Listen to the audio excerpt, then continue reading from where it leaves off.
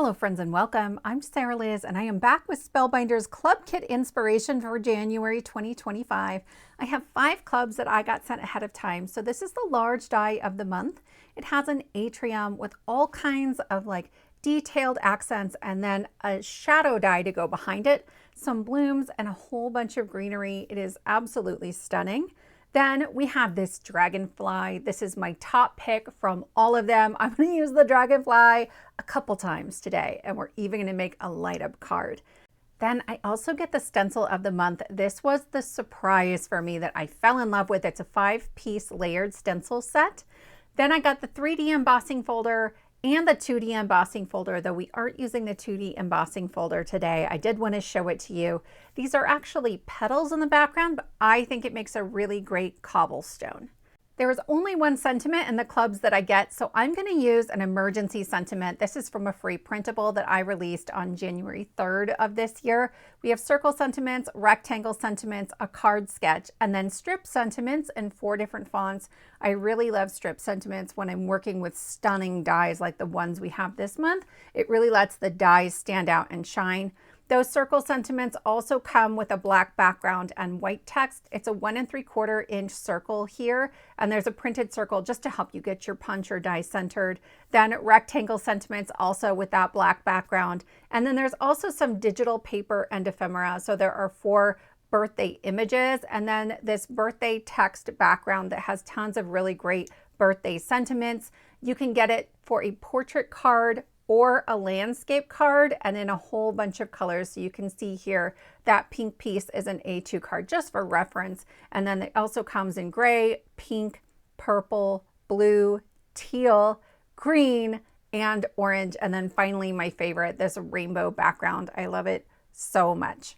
I will link to the free kit below, though some of the pages do need to be downloaded from my Patreon. You can join for free.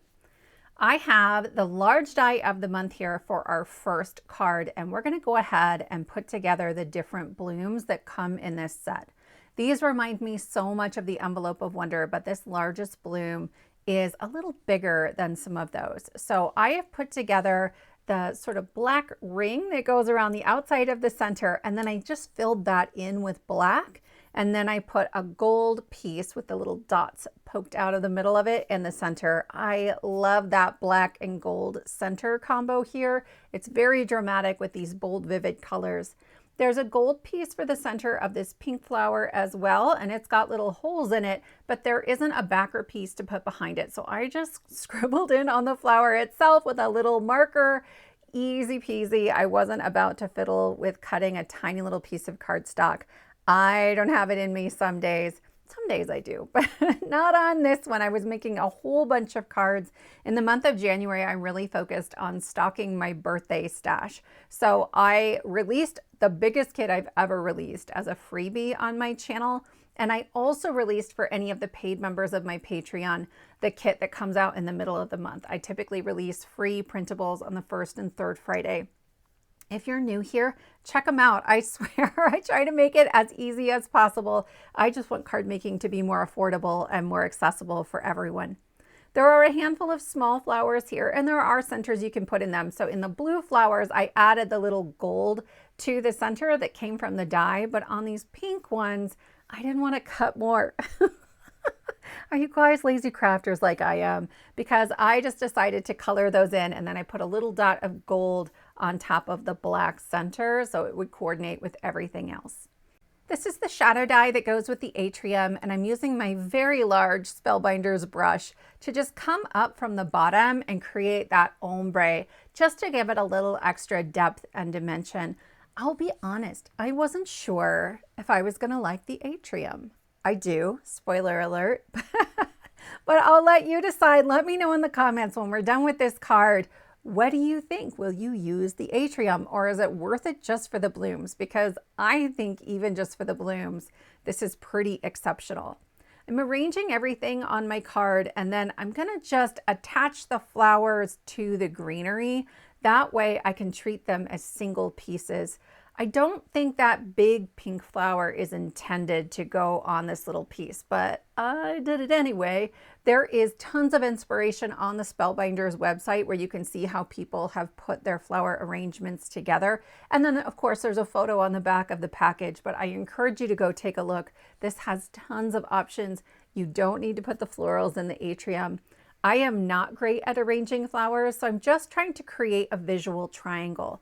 I love that green piece that comes up on that left-hand side. It creates a very tall point so that when I branch those pink flowers out on the right-hand side, I'm creating that visual triangle. I also love this very large leaf.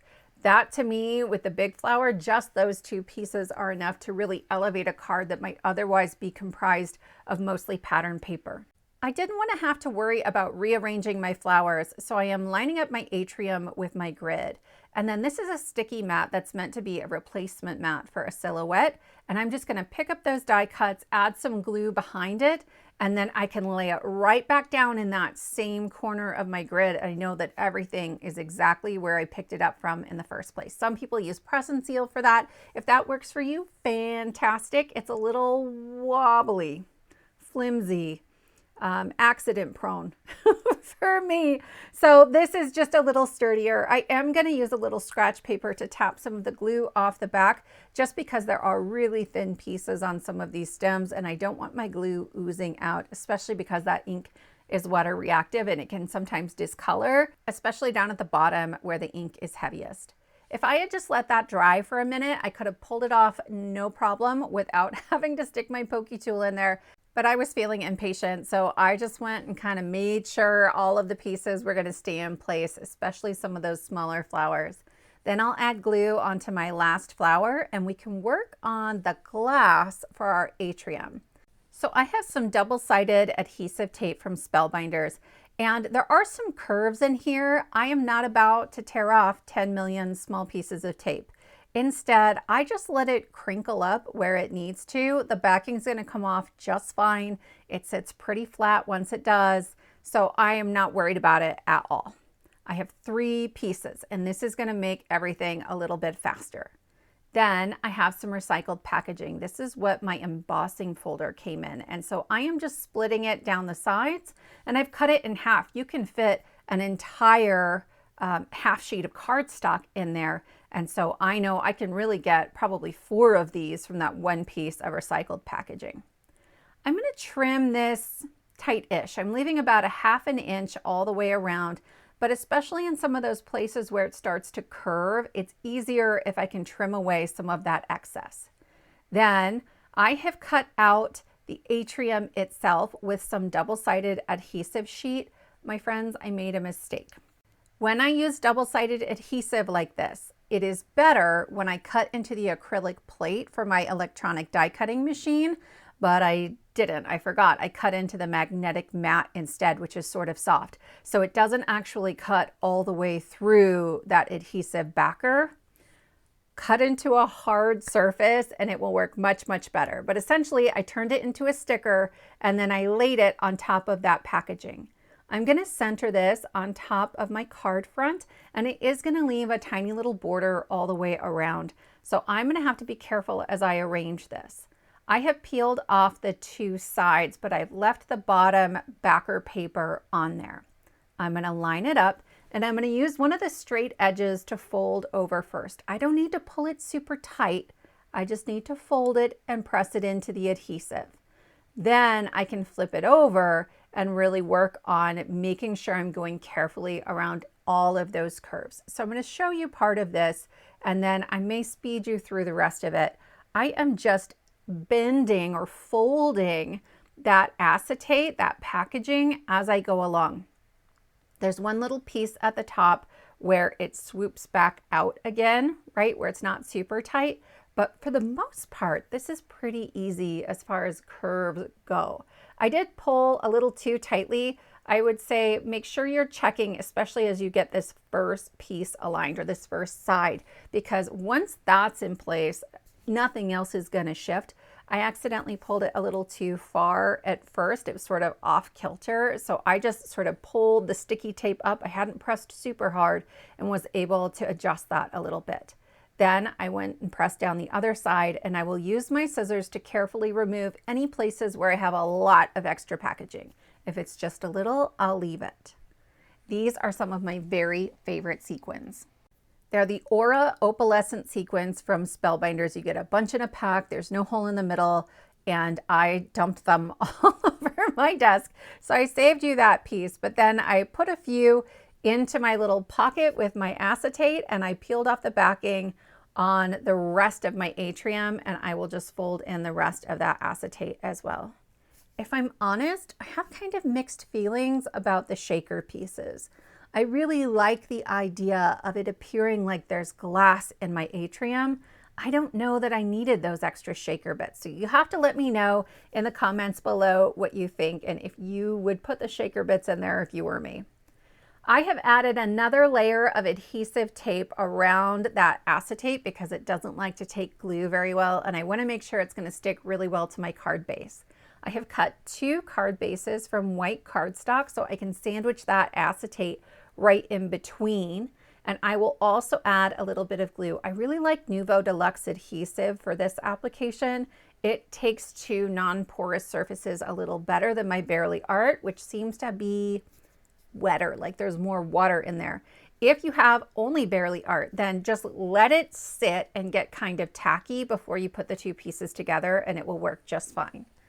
I am going to score this other piece, so at about 4 1/4. It's not going to be a full A2 size card, but it's pretty close. Then I will fold that back, add a little glue up at the top. I always run my finger right along the score line, make sure there isn't any glue that accidentally oozed down below it, and I can line this up on the back. That way I have a hinge where my card can open.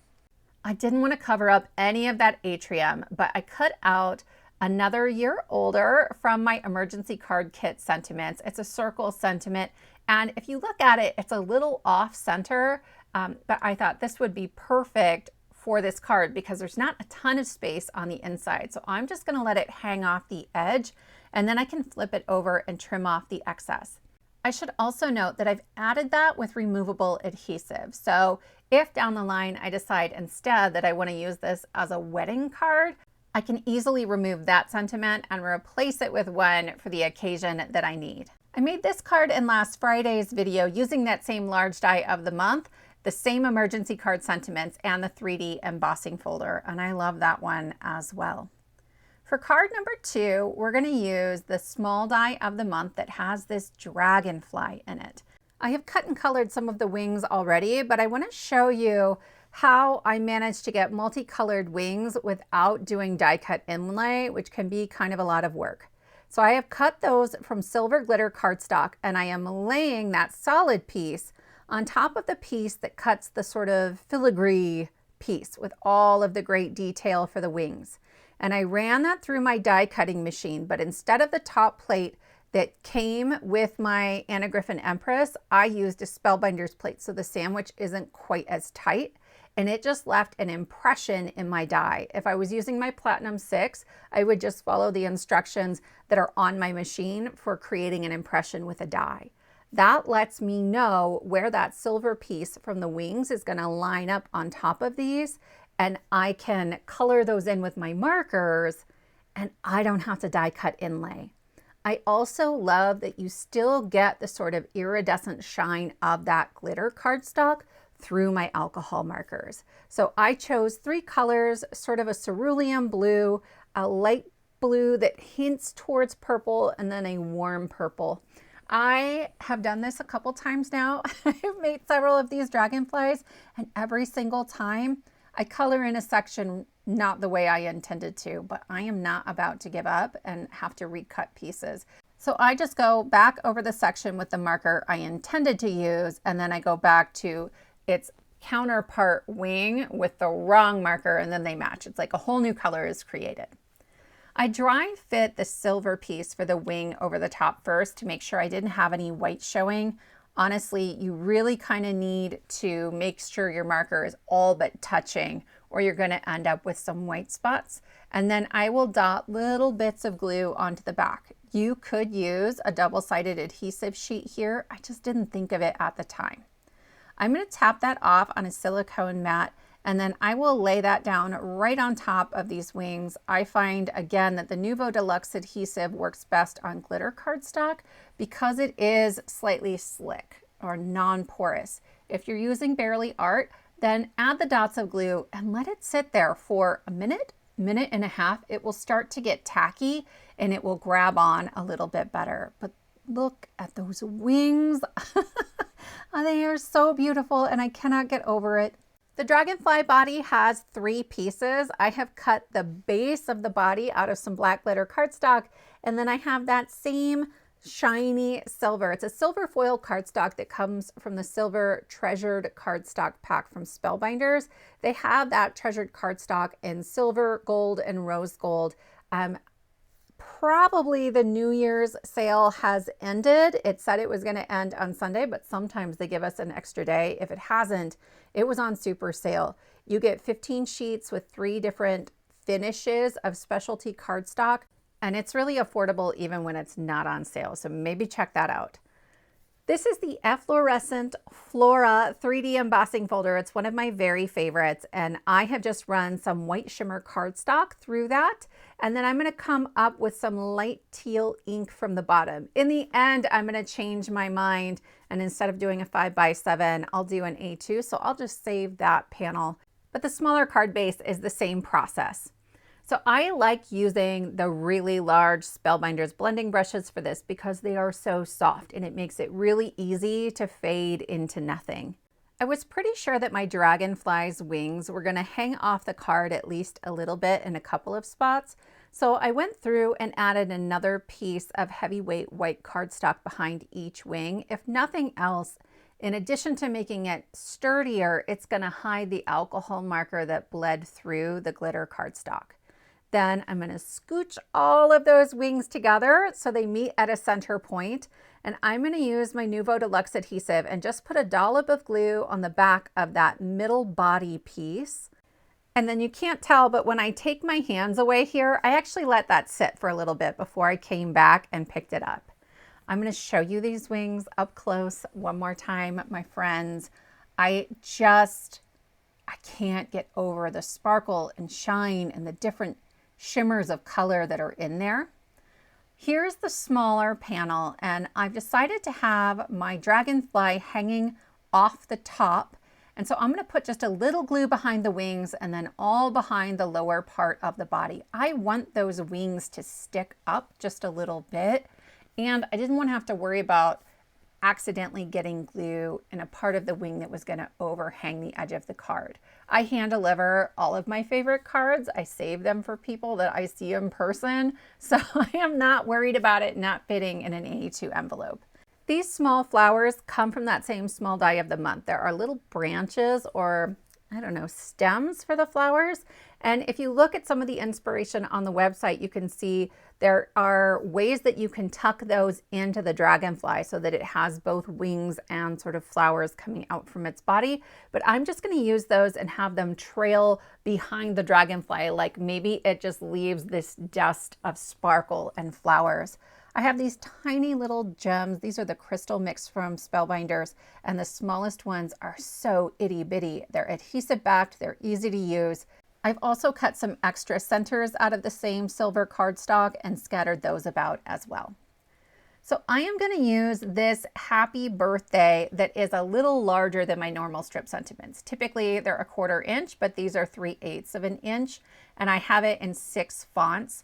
This is actually from the paid version of the download. At the $2 membership tier in my Patreon, you can get this page. Honestly, when I grabbed it, I thought this was part of the free download, but there are lots and lots of other options for you. So here's my happy birthday. I use the tick marks to trim it out, and then I use the inside finger guard of my trimmer just to make sure that the margins on the left and right are the same. And I'll line it up on a 1/2 inch strip of cardstock. So I have the same margin on the top, bottom, and left, and then I'll just trim off the right until it matches.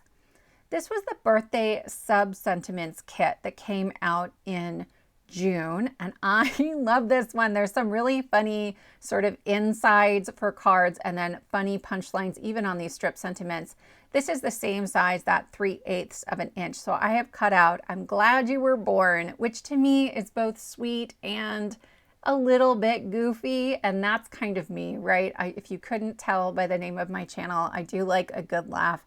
And so do pretty much everybody I'm related to. So I'm going to do the same thing, trim this off. I added an extra layer behind this, and I'm not sure why, because it's going on the inside of my card. But it's a really great idea to do that extra layer for the purple on the outside of the card with all of that 3D embossing. I am using my removable adhesive behind this one as well. Again, I could change my mind down the line. That's what emergency cards are all about, is being prepared for any occasion and having interchangeable sentiment sizes and things that I've added with just removable adhesive in case I change my mind. So here's one last look at this version of the Dragonfly, the outside and the inside of the card, tons of shimmer and shine. But on this last one, friends, we are going to use the stencil of the month, and we're going to make it light up. I even left a hatch on the inside so you can change the battery in case it wears down. So we're going to get started with our stenciling, and here I have all 5 stencils, and I went through and I actually labeled these off camera, but hopefully this will help you to see which stencil is which, and you can label your own as well. I'm stenciling onto an A2 panel of white cardstock, and there isn't a lot of extra space around the stencil, so I added a little bit of craft tape just to make sure it was held in place. This first stencil is actually labeled Stencil 1, and this is the first of 2 stencils for the big flowers. So I just labeled it Big Flowers 1. I used a Sharpie and I put some Scotch tape over the top. But here's the reveal. I decided to keep things really simple on this one. I am just using a single color of ink on each stencil. I'm not worrying about shading. I just wanted to see what this would look like. This is stencil number 2. I've labeled it Big Flowers 2, but it's actually the second part of the big flowers, and then there are some small flowers on here as well. Honestly, my inks all need some serious re-inking, except for the last one. And I didn't realize how bad it was until I got to the green and I was like, whoa now, I didn't know it could be that easy. This is stencil number 3, and again, they're labeled. There's like etchings on the corners to help you line everything up and then numbering them. And it has small flowers, but then also the centers of the big flowers. So I wanted to pick something that would work really well for both. This is my lightest pink ink. It's from Altenew. It's called Rose Quartz. Then this layer is actually layer 5, and this is the green ink I was talking about. It is so juicy. It took me like 10 seconds to do this layer. I am converted. I will do some ink maintenance. It's going to be great. But I knew that on the centers of the flowers, which is layer 4, I was going to use a pigment ink, and that takes a little longer to dry. And I didn't want to be putting a second stencil over top of the pigment ink. So here are those centers. I really love, as you've seen from the large die of the month, this sort of pop of vivid black on my florals. I just think it's really punchy and elegant. So I used a black pigment ink to make it as dark as possible, make sure that you wouldn't get any of that pink ink kind of showing through. To step this up a little bit, after I heat set it, I went through with my shimmer pen and added just a little bit of shimmer to the insides of those flowers. And while I was doing that, I thought, oh my goodness, what if this lit up? I am gonna add a dragonfly, but I wanted to show you one thing I did different. This is a 65-pound white shimmer cardstock instead of a glitter cardstock, and I was able to just press on the back of it with my thumb, and it gave me that impression in the wings. So if you're like, Sarah, it sounds way too fiddly to have to like run through the die again to create an impression, just use a lighter weight cardstock and it'll work just fine. I have laid out my dragonfly and then this hello that's also in the small die of the month, and I am poking 3 holes in the centers of 3 of those flowers before I realized I had trimmed down my panel by about 1/8 of an inch. You wouldn't have to, but mine was ever so slightly off center. There was a little bit of white trim on the right-hand side and I wanted to even that out. So I'm gonna glue that onto a full A2 black panel, and then I'll just poke my pokey tool through those same holes again. I'm going to poke all the way up to the top of the sharpest part of that tool because it will leave a slightly bigger hole. And then I will grab my Twinkle Light. You can get these at Spellbinders, but at lots of other retailers too. You just pop the battery in, push the button, and 3 different lights blink on and off. It is so easy and so stunning. So I put the battery portion of my light on my card base, and then I'm just moving my panel around. I want to tell someone, hey, push on that big flower in the bottom right, and then that will light it up. I'm going to install this battery pack upside down. It's not going to matter for the card at all, but this will help me make a hatch where you can replace the battery. Once I figure out where it goes, I have traced a little sort of rectangle around it, and I'm going to bring in my scissors from the side, and I am just going to cut from the side to the pencil mark I made very lightly, kind of going through the side or vertically on my card. Then I will take this to my scoreboard and I will just find a groove nearby and create a score line. You could certainly fold it by hand, but it's 100-pound cardstock and I didn't want it to end up wonky. So there's my little door. It's all good to go. I've added some double-sided adhesive on the back of my battery pack, and I'm going to lay that on my card where I want it. Then I will remove the release paper. This part is pretty easy. I just want to make sure that I'm adhering this then to my front card panel instead of the card base for my application. I'm going to line up the panel over the top of my card base and just pick that up with that sticky adhesive. I'm testing the lights. They are working when I press the flower that I want. And now I just take these little lights. There's a little yellow part that is the light. I'm going to put some Scotch tape behind it and stick them in the holes. That's it. You guys, this is so simple. As I set these onto my card, I am making sure that the yellow part is facing towards the front of the card. And I'm not pressing as hard as possible on that tape, just in case I need to move something. But this works so well. I'm double checking, I'll flip it over, I push the flower I want, everything is blinking. It's blinking really fast because I'm at double time right now, but you guys will slow it down in the end. And then I will just gently curl the rest of those wires and add a little more tape over the top. I'm using the world's best foam tape from Pear Blossom Press, and it is not an exaggeration. This stuff is amazing because it's repositionable for 30 minutes. I am going to easily remove that release paper and use a trick for getting this lined up because I know not everybody has this tape. But if I didn't get it lined up right, I would be able to pull it right back off and try again. So I'm just sticking everything in the top left corner of my MISTI, the card panel, and then my card base, and I know that I have them lined up perfectly every time. For my sentiment, I'm going to use some more of these emergency card strip sentiments that came out, and I'm just going to keep it really, really simple. Happy birthday. So sorry I'm late. I am notorious for sending late birthday cards or hand delivering, really. And especially if I have to see somebody in person before they're going to get the card, it's probably late. It's probably late. I cut it first out of white and then realized I really wanted more black on this card, so you can get that same set of sentiments with white text on black. That's also from a paid tier. If you look at the release day video that I'll link below and at the end of this video, it'll walk you through like how you get the full kit that's over 50 pages. But for the most part, you can do most of this with the free kit. I have added a little bit of glue onto the back of this hello. I did stack it up twice. I just felt like I wanted it to be a little bit more substantial here. And then I will reach for this one and just add my glue. I know that this is gonna be a birthday card. Like it's just going to. I know kind of who it's going to, so I didn't use my removable adhesive on that. But I am gonna use it on the inside for the sorry I'm late, just in the like ridiculous event that maybe I'm handing this to someone on time.